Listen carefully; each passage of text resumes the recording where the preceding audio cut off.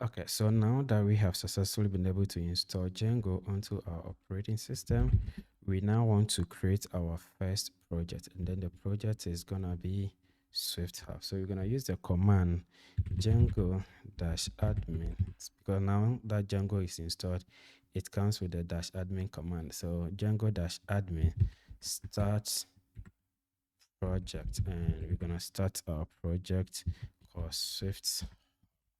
All right, so now this is the command to create our project, and anything that comes after this command, the start project command, is gonna be the project we want to create. So this is the project we want to create. We're gonna call it Swift Hub. I'm gonna hit on enter and wait for Swift Hub to be created.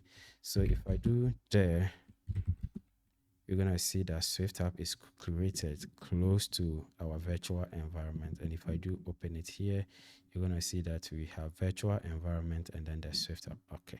So what I'm gonna do right now is to cd into Swift App, and then I'm gonna use code that. So what I'm essentially doing right now is to open our project in VS Code. Okay, so that gets it opened on one of the monitors that I'm using. So what you're seeing right now is the code opening our projects for us. Okay. Now let me go over the files that have been created. So Django actually created a project or a folder, and inside it's actually named the Swift App because that's the name we gave it to it. And inside it we have another folder called Swift App.